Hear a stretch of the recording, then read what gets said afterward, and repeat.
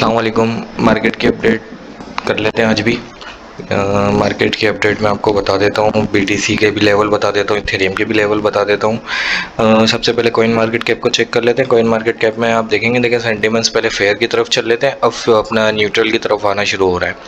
और कल जो है वो एनएफपी की न्यूज़ भी है और आगे रेट कट के भी चांसेस बढ़ते जा रहे हैं, तो हो सकता है मार्केट यहाँ से थोड़ी बुलिश मोमेंटम की तरफ शिफ्ट हो जाए। मैं भी थोड़ा बहुत डंप लेने के बाद उसके बाद पंप होना स्टार्ट हो जाए, लेकिन मार्केट जो है वो बुलिश मोमेंटम की तरफ हो सकती है। ये महीना डेढ़ महीना बुलिश रह सकती है। अच्छा, फिर बीटीसी को भी देख लेते हैं और उसको भी देख लेते हैं। बीटीसी की भी प्राइस चल रही है 1,10,000 1,11,000 के आसपास चल रही है। 1,12,000 के ऊपर बीटीसी गया था, लेकिन उतना सस्टेन नहीं कर सका, दोबारा नीचे आ गया रेजिस्टेंस उसके। और देखें लिक्विडेशन जो है वो अब जो है 1,12,500 की जो लिक्विडेशन थी वो तो हंट हो चुकी है, और अब जो है लिक्विडेशन आ रही है 1,12,800 के पास। ठीक है, अब दूसरी तरफ नीचे की तरफ लिक्विडेशन देखेंगे, यहाँ पर लिक्विडेशन कम है, ऊपर शॉर्ट वाले ज़्यादा हैं अभी मार्केट में। और शॉर्ट का डेटा ये बताता है 1,10,200 के आसपास, 1,10,250 के आसपास जो है वो मार्केट में लिक्विडेशन पड़ी है थोड़ी बहुत, जो मे भी पॉसिबल नियरेस्ट है। तो ज़्यादा चांस ये है कि पहले इसको हंड कर लें बीटीसी। दूसरा बीटीसी के लेवल देख लेते हैं। देखिए बीटीसी अपनी ट्रेंड लाइन को ब्रेक करके इसको रिटेस्ट कर रहा है। जो इसका अगर यहाँ तक भी रिटेस्ट करता है तो 1,08,500, 1,08,000, 1,09,500 और 1,08,000 तक जो है इसके लेवल बनेंगे। उसके बाद यहाँ से बुलिश मोमेंटम पकड़ सकता है बीटीसी, लेकिन अभी भी 1,12,000 के ऊपर नहीं है। जब तक मैं इसको इसके ऊपर नहीं देखता तब तक मुझे कोई ख़ास कंफर्मेशन नहीं होगी अप ट्रेंड की। मुझे डाउन ट्रेंड की ही कंफर्मेशन जब तक रहेगी। मैं बेशक अभी डाउन की कोई ट्रेड नहीं ले रहा, शॉर्ट नहीं खोल रहा हूँ, कोई भी लॉन्ग ही खोलूँगा, लेकिन 1,12,000 के ऊपर ही खोलूँगा। कोई भी कैंडल क्लोज होती है डेली की, फॉरवर्ड्स की तो खैर अभी तक कोई ख़ास तरीके से कैंडल क्लोज नहीं हुई है। 4 घंटे में भी बेरिश मोमेंटम में है और डेली ट्रेंड में भी जो है वो डाउन ट्रेंड में है बहरहाल। लेकिन लॉन्ग टर्म में आप देखेंगे तो ये सपोर्ट लेके अपने 1,07,000 वाले लेवल से सपोर्ट लेके बाउंस भी किया है, और वहाँ पर जाके 1,12,000 से रिटेस्ट करके नीचे डाउन की साइड पे आया है। फिर दोबारा से मे बी वो सिवर 1,09,000 को टेस्ट करके दोबारा की ऊपर की तरफ मोमेंटम दिखा सकता है। ये है बीटीसी की अपडेट। बाकी इथेरियम जो है वो भी अपनी ट्रेंड लाइन को ब्रेक करके रिटेस्ट कर रहा है। कल मैंने आपको यही बताया था कि बहुत सारे जो है ना तकरीबन ऑल्ट्स कॉइन जो है सेम पैटर्न बना रहे हैं फॉलिंग वेज का, और डाउन साइड की तरफ से अपना फॉलिंग वेज ये होता है जब वो कोई भी प्राइस जो है वो कंसोलिडेट करके नीचे की तरफ आ रहा हो और एक जगह पे सपोर्ट लेके एक ही जगह से गिर रहा हो। उसी ट्रेंड लाइन को जब वो ब्रेक करता है तो फिर वो अप ट्रेंड में आने की शिफ्ट होने की तरफ जा रहा होता है। इथेरियम का लेवल अगर यहाँ से ये होल्ड कर लेता है तो फिर बुलिश मोमेंटम की तरफ ही जाएगा। अगर ये अपना ये लेवल ब्रेक कर दे तो 3800 के लेवल पे फिर मैं इसको देखता ही देखता हूँ। लेकिन अभी देखें मार्केट में डेटा जो है वो चांसेस यही है कि अच्छा नहीं आएगा। जॉब्स क्लेम का डेटा जो है एनएफपी की न्यूज़ अच्छी नहीं आएगी, चांसेस ये हैं, हाई चांसेस है। अगर वो अच्छा आ जाता है तो फिर फेडरल रिजर्व जो है वो रेट कट की तरफ नहीं जाएगा, तो जाहिर सी बात है मार्केट फिर बुलिश मोमेंटम में नहीं आएगी। अगर डेटा ख़राब आया तो फिर फेड को जो है वो रेट कट करना पड़ेंगे इकोनॉमी को बेहतर करने के लिए, तो फिर उससे जो है वो मार्केट में एक मोमेंटम आ जाएगा, फिर लोग रिस्क एसेट की तरफ ज़्यादा शिफ्ट होते हैं।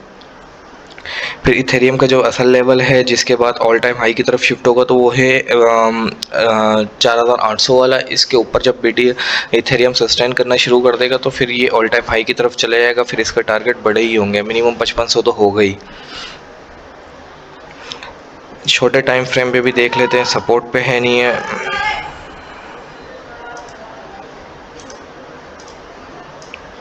देखिए छोटे टाइम फ्रेम पे जो है ना मार्केट उतनी बेहतर नहीं है, लेकिन इसको भी पहले ये रेजिस्टेंस ब्रेक करने दें, फिर उसके बाद देखेंगे कि बुलिश मोमेंटम पे जाता है नहीं जाता। जो 1,00,000 अपना 4480 वाला लेवल है ना इथेरियम का, वो इसको काफ़ी परेशान कर रहा है। वो लेवल ये है,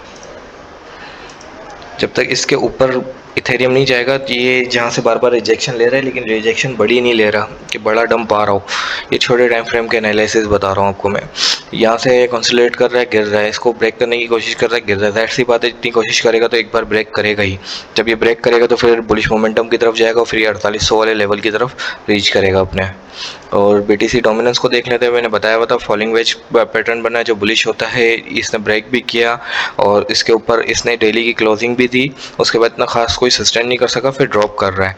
ये डेली टाइम फ्रेम का एनालिसिस है। इसमें छोटे टाइम फ्रेम का एनालिसिस दे दें तो इसमें राइजिंग वेज पैटर्न बन रहा है जो मार्केट के लिए बुलिश होगा और उसके लिए बेरिश होगा। USD डोमिनेंस के लिए कि ये अपनी यहाँ से सपोर्ट इसने तोड़ के इसको रिटेस्ट कर रहा है, यहाँ से पॉसिबल चांसेस इसके गिरने के, और यहाँ से गिरेगा तो फिर जाहिर सी बात है ये अपने जो बड़े टाइम फ्रेम का फॉलिंग वेज है उसके रिटेस्ट भी कर सकता है। फिलहाल के लिए इसमें मार्केट में जो है ना वो बुलिश मोमेंटम ही दिख रहा है हर जगह।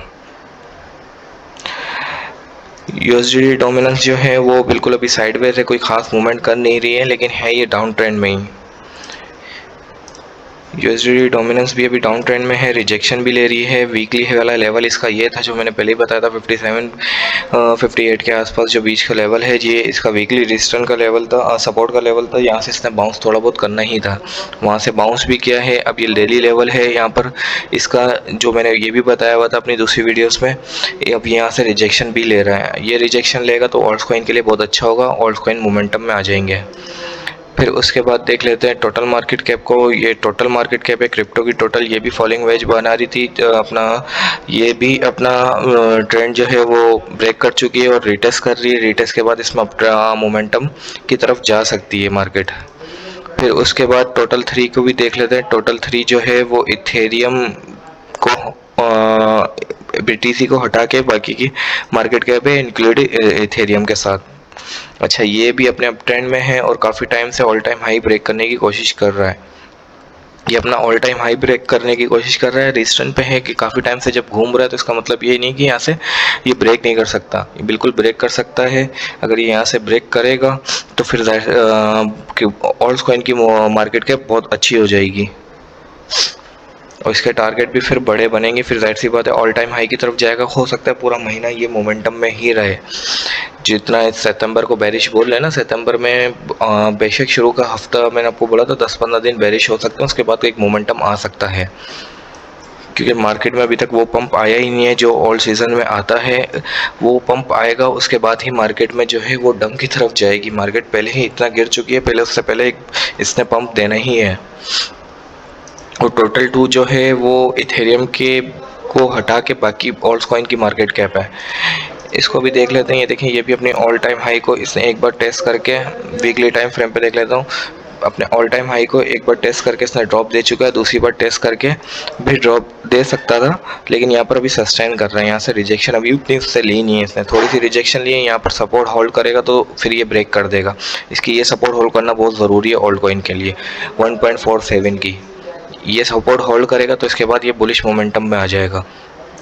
बाकी मार्केट में अपडेट रहें ताकि टाइम टू टाइम आपको सब चीज़ों की अपडेट मिलती रहे। बाकी देखें, कल NFP की जो न्यूज़ आएगी वो मैं अपने व्हाट्सएप चैनल पे अपडेट कर दूंगा। बाकी जो होगा वो जैसा भी न्यूज़ का डेटा होगा उस हिसाब से हम अपनी ट्रेड को मैनेज करेंगे। ऐसा नहीं है कि हम पहले से पहले लॉन्ग खोल के बैठ जाएं, क्योंकि मार्केट वॉलीटाइल होता है, पहले डाउन साइड जाके फिर अप साइड जा सकता है। मार्केट ऊपर नीचे करके लोगों के SL खाता है, तो बस केयरफुल रहें। ज़्यादा बेहतर ये कि इस हफ्ते ट्रेड ना ही करें तो बेहतर है। अगर आपको अच्छी से ट्रेडिंग आती है तो ही ट्रेड को मैनेज करें, वरना तो ट्रेड को अवॉइड करें। ज़्यादा बेहतर उसमें यही है। और गोल्ड की भी जो है वो सेम चीज़ है कि गोल्ड भी अगर NFP का डेटा सही नहीं आया तो फिर गोल्ड भी मोमेंटम में और आ जाएगा। बहरहाल गोल्ड तो ऑल टाइम हाई ऑलरेडी बना ही रहा है। बाकी की अपडेट इंशाल्लाह मैं कल कर दूंगा, अपने चैनल पे कर दूंगा। और बाकी जो है चैनल को सब्सक्राइब भी कर लें, व्हाट्सएप चैनल ज्वाइन कर लें। इंशाल्लाह अपना बहुत ज़्यादा ख्याल रखें। बाकी का जो भी होगा डेटा वगैरह मैं आपको व्हाट्सएप चैनल पे दे दूंगा। अल्लाह हाफ़िज़।